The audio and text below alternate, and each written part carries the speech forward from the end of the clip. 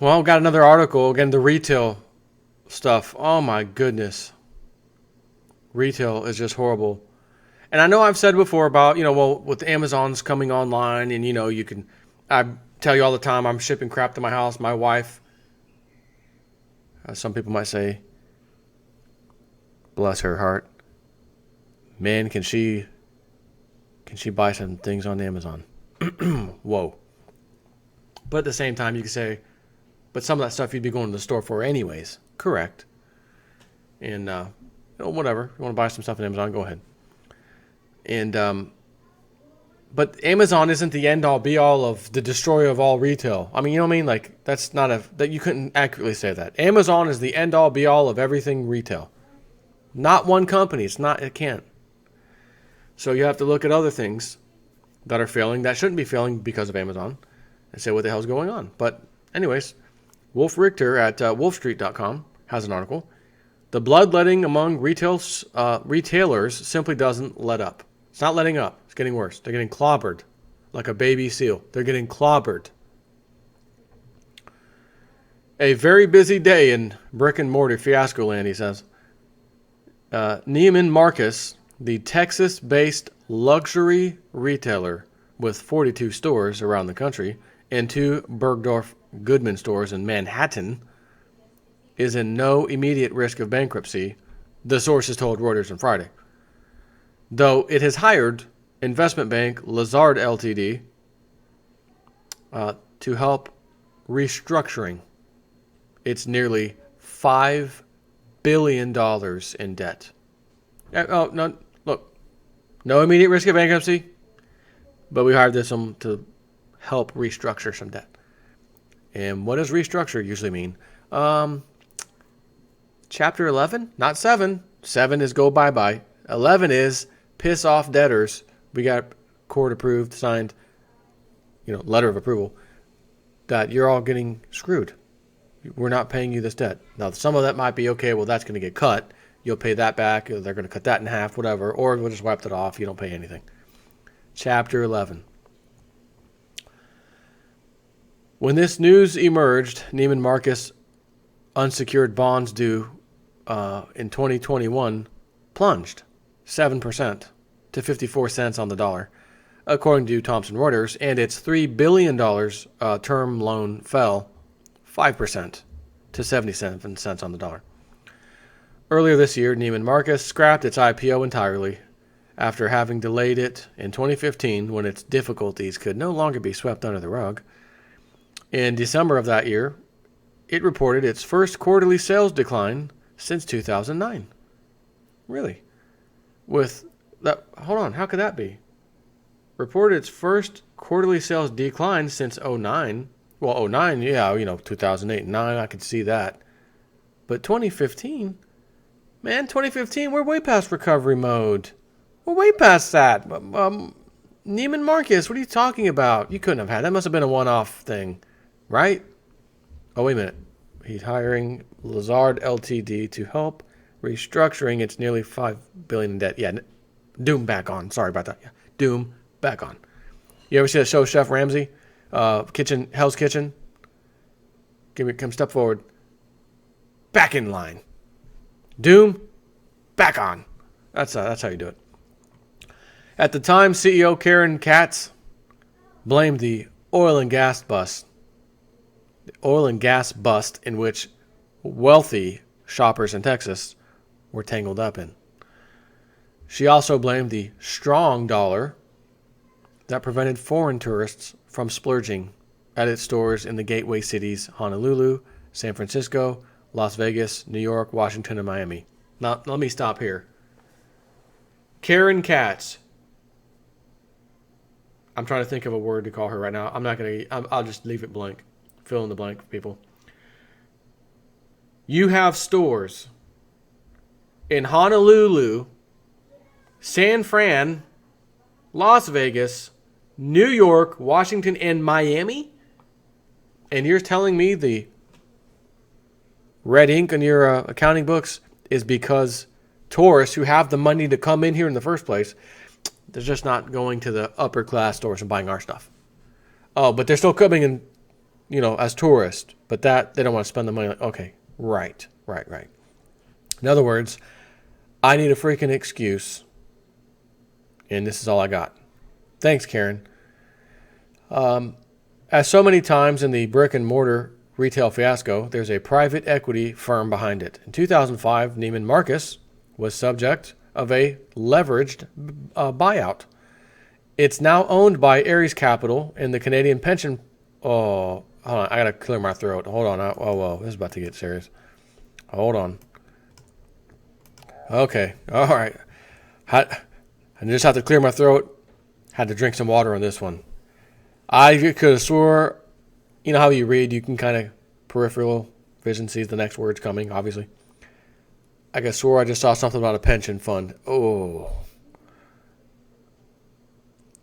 As so many times in the brick and mortar retail fiasco, there's a private equity firm behind it. In 2005, Neiman Marcus was subject of a leveraged buyout. It's now owned by Ares Capital and the Canadian Pension Plan Investment Board. Oh, that's going to be bad. Their hopes of an elegant exit via an IPO have been scrapped. So let's go public, IPO, big money, cake it in and help pay off this debt. And it got scrapped. Yeah, not going to work. Interesting. But, as the beginning of the article said, there's no immediate risk of bankruptcy. Immediate, like, when the webbot says the immediacy data, days out to maybe 2-3 weeks out. That kind of immediate, like, there's no risk of bankruptcy in the next week or days, but in a month from now, absolutely. Like, what, you got to hear their, as Lindsay says, their buzzwords. But the Neiman Marcus restructuring news wasn't enough for just a regular brick and mortar on Friday. Quote, people with knowledge of the matter. And who are these people with knowledge? Did you love these freaking things? Sources said. Oh, from where? Outer space or your conscience? I mean, what sources? People with knowledge of the matter told Bloomberg on Friday that appliances and electronics retailer, there's another one, H.H. Gregg, which had announced on Thursday that it would close 88 of its 220 stores, shutter 3 distribution centers, and shed 1,500 jobs, is also preparing to file for, or not also, but is preparing to file for Chapter 11 bankruptcy. Oh, you mean like so many other retailers have done? It too needs to restructure its debt. Inventory will be sold off over the next few weeks, and the stores will be shuttered by mid-April. Remember how old J-Snip4, your best friend, said that as this crap goes downhill, there are going to be some deals of a lifetime? And I know I'm referring to other people who didn't see this coming, spent more than they should have too much debt, car payment, boat payment, jet ski payment, and they're going to have to start liquidating. And I said, you're going to find, four-wheelers, all kinds of goodies for great deals when this all goes down. And only the people that have cash, not credit, are going to be able to grab this stuff. Well, you can kind of put these retail outlets in the same boat. Speaking of boats, no pun intended. They're going to do what other ones that have closed down. When formerly CompUSA turned into Tiger Direct, and then Tiger Direct pretty much closed down. Now they only have a business thing online, which has merged with PC Warehouse or whatever. I remember going to the one near me. I went a little late, but I wasn't shopping for anything, by the way. I just went in there. And the shelves were cleaned off, but everything 10% off, 15%. Every few days, if it didn't sell, they would drop the price through greater percentage off. So if anybody is looking for some sweet electronics, maybe you need a new flat screen. I'm sure that's really needed these days. Big giant flat screen, or maybe they have iPhones there, $800-900 iPhone for you. Those will be cleaned out before the prices go way down, so don't count on those.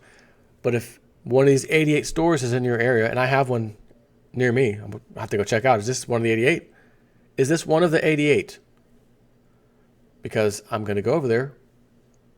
If I need something, I'll have to really think. We're going to be making a purchase electronics thing recently. Maybe I'll just go, browse around, see what kind of deals I can find.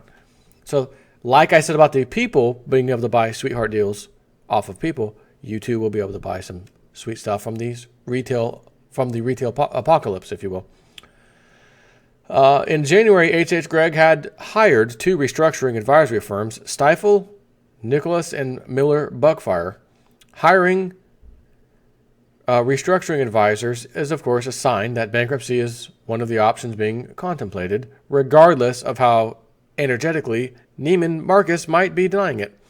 In theory, this would be enough for a productive week in the collapse of brick-and-mortar retail, but no. BCBG, the California-based fashion retailer, let me just say one thing. California in fashion, isn't that the heart of fashion in the country? Some people might even argue in the world, possibly. In other words, I don't want to hear anything about fashion in California going down the tubes. That's like, no. BCBG, the California-based fashion retailer that had acquired fashion design firm Hervey Ledger in 1998, and that once had more than 570 boutiques globally, including 175 in the U.S., and whose cocktail dresses and handbags were shown off by celebrities, filed for bankruptcy on Wednesday. Oh, see that? I'm going to tell you a little funny story, a little personal story from when I was a mechanic. I was about somewhere between the age of 18 and 20 years old probably when this happened, working at this repair shop. Thought I wanted to be a mechanic. On-the-job training kind of a thing. Cool. I learned a lot, know a lot about cars, etc. Great, but not what I wanted to do. Went into information technology later. But the shop I worked at was right where the ghetto pretty much started. I don't know why or whatever, but that's where the shop was located. So my boss did have his clients from his church who constantly took advantage of him. Another story. But aside from that, you'd get drive-in, or what we call walk-in traffic, drive-in traffic. Hey, give me a quote, need this fixed, whatever. And it's naturally people from the ghetto. And there was a car that came in, and the lady ended up being a repeat customer a few times, And she had her car.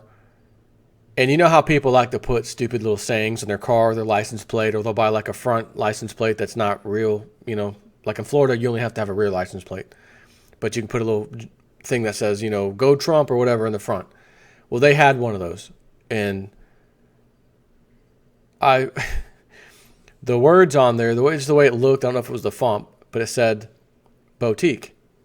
And I looked at it and I'm like, it's all about that IQ, bout IQ. Like it's about the IQ. Like I'm an up-and-coming ghetto star, bout IQ. And I said that to my buddy who was working there. He was the brother of the guy that owned the place. He goes, you idiot. It says boutique. I looked at it again. Oh, my God. I'm telling you, I was somewhere between 18 and 20 years old. I'm now 39. And every time I see that word, instant, you idiot, bout IQ, you moron. I can't help it. And it's in this thing, so I'm looking at it, and the thoughts coming to my head as I read this. I got to stop for a second. I just got to tell the people this. But anyways, back on track. They just filed for bankruptcy on Wednesday. It is buckling under $459 million of debt. It has 4,800 employees. Layoffs have already started. More layoffs and other cost cuts are planned, according to court documents cited by Bloomberg. It started closing 120 of its stores in January. It wants to sell itself at a court-supervised auction. Sell itself? Interesting. If that fails, it wants to negotiate a debt-for-equity swap with junior lenders owed $289 million. Well, listen, boutique outlet, listen, you're not one of the bankers. There will be no bailout for you. You'll have to file for bankruptcy, and all the people owed the $289 million, you'll take the haircut, or which, $459 million total. You will take the haircut. Why? Because it's not a bank, and the club members aren't holding all the debt and demand that the taxpayers pay them back. 100% on cents on the dollar. This is the company's third effort. Wow. At restructuring. Guggenheim Partners arranged a $200 million loan loan for BCBG in 2006. In 2015, their Guggenheim affiliates took equity in exchange for reducing debt.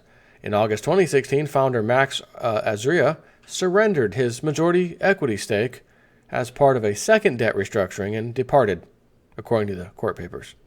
I wonder if that guy left with a golden parachute like the bankers do.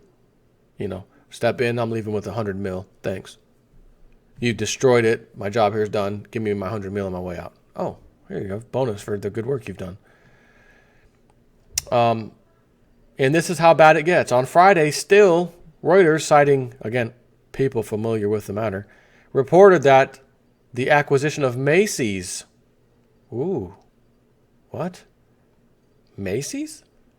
By Canadian department store chain Hudson's Bay Company, which owns the Lord & Taylor and Saks Fifth Avenue chains, is going nowhere because financing cannot be lined up to back a credible offer.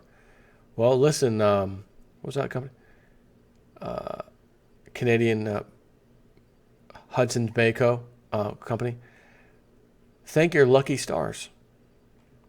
Because Macy's, too, will go down the tubes. It's going to happen. The retail apocalypse is just getting started. Hudson's Bay, burdened with about $4.5 billion in debt, has a market value of $1.6 billion. It wants to swallow Macy's, which has a market capitalization of $10 billion. Both of them have been suffering from disappointing sales. Well, that's funny.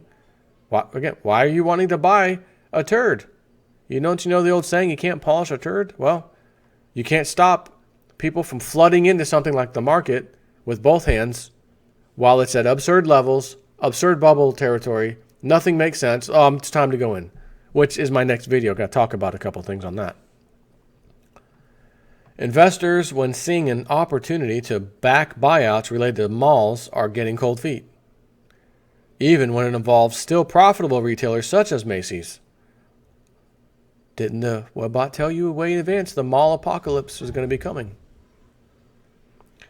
This displeasure has infected retail sector junk bonds and leveraged loans, even though overall junk bonds and leveraged loans have been in nirvana with prices at near peak credit bubble levels, of course.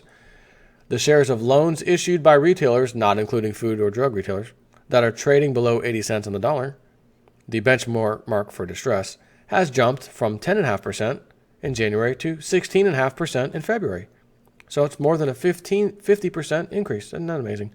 According to LCD/S&P Global Market Intelligence, that's the highest percentage since August 2009. Oh, these are numbers we're seeing from back when the collapse was happening in 2008. The first one. And again, we've got massively more debt. Massive more problems. So the next one can't possibly be easier to deal with than the last one. It has to be quite worse. The share of retail sector loans trading below 70 cents on the dollar, an indicator of potential default, has reached the financial crisis level of 9.3%, up from about 0% before June of 2015.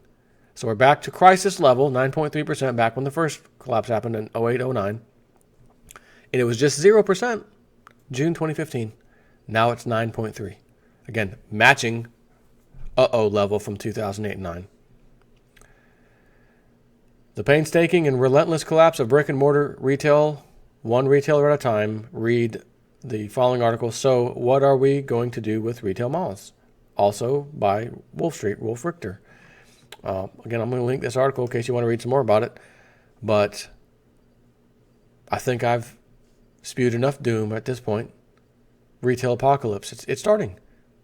This is all in the Webbot reports. Years ago when things were like rosy. Everything's fine, man. Recovery, everything's good. And it said to look out for all of this. And here it is. And it's starting. Take care.